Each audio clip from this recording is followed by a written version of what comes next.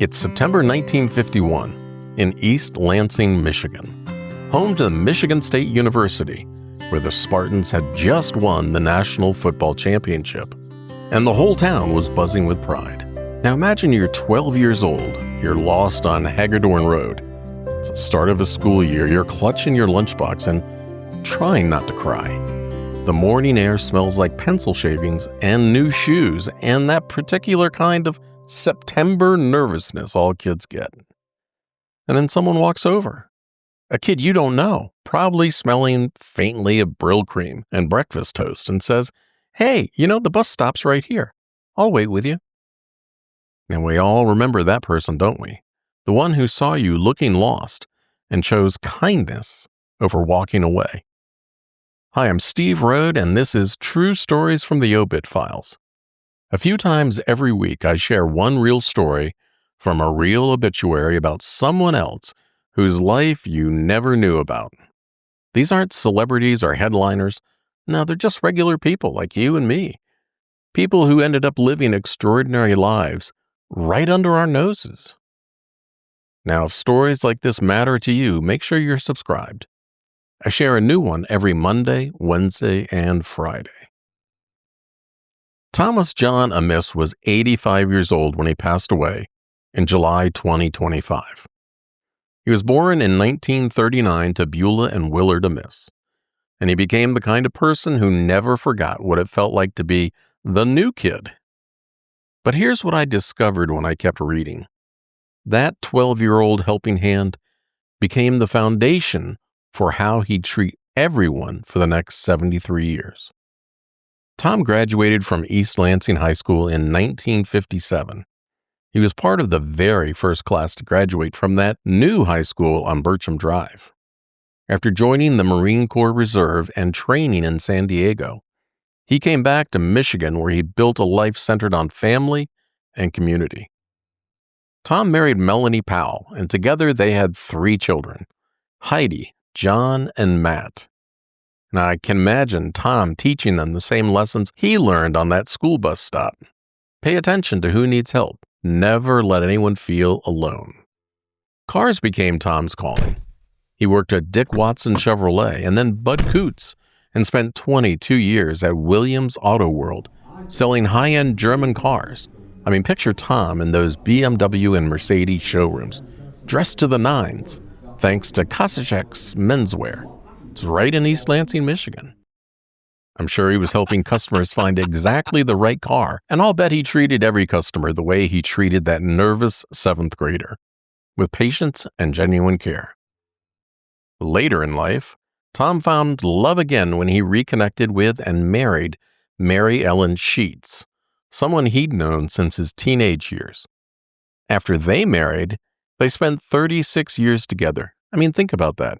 Finding someone from your teenage years, decades later, and building a marriage and a new life that lasted over 3 decades. What you wouldn't know from the outside, from the polished shoes or the showroom smile, is how Tom kept reinventing himself and expanding his heart. At 40, Tom started distance running. 16 marathons over the years. I mean, you can see him lacing up those running shoes in the driveway, probably with Mary Ellen cheering him on. Maybe his kids and stepchildren watching their dad prove it's never too late to try something new. For 26 consecutive years, Tom went to the Detroit Tigers baseball opening day. Come snow, sleet, rain, or shine. You can smell the hot dogs and hear the crack of those wooden bats echoing off cold concrete. And then there's probably Tom all bundled up in April snow, probably taking family members and creating traditions that hopefully would outlast him. His sense of humor showed up in the smallest details. The little Yorkies, those dogs he loved, were named Pee, Wee, and Minnie. Yeah, you heard that right. Pee, Wee, and Minnie. And if that doesn't tell you everything about Tom's sense of humor, nothing will. I can imagine those grandkids giggling every time they'd call those dogs by name. "Hey, Pee-wee!" And his love for animals went beyond his own pets. His family asked that donations in his honor go to the Capital Area Humane Society.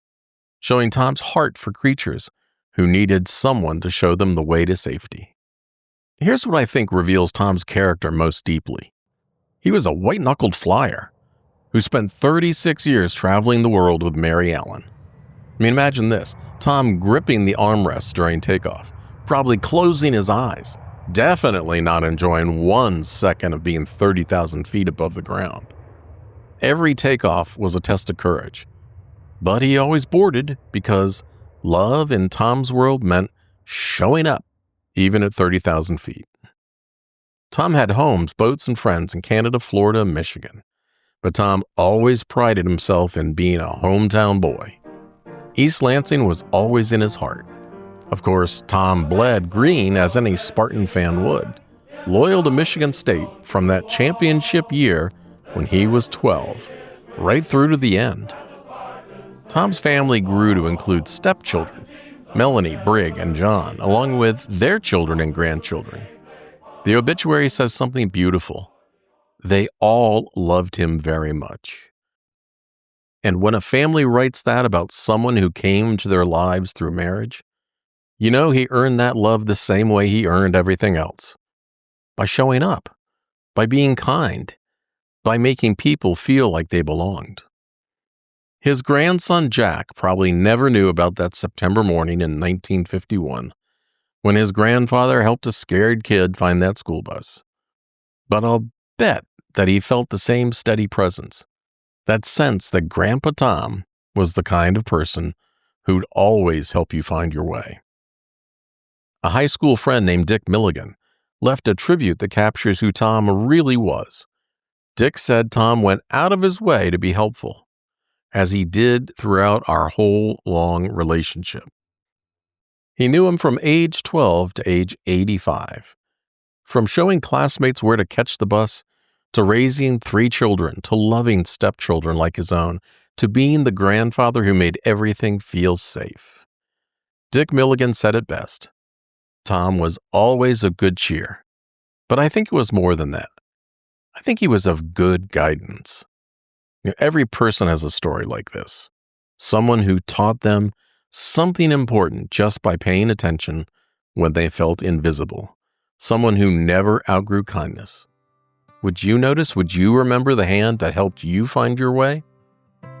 People like Tom, they don't just show up where the bus stops.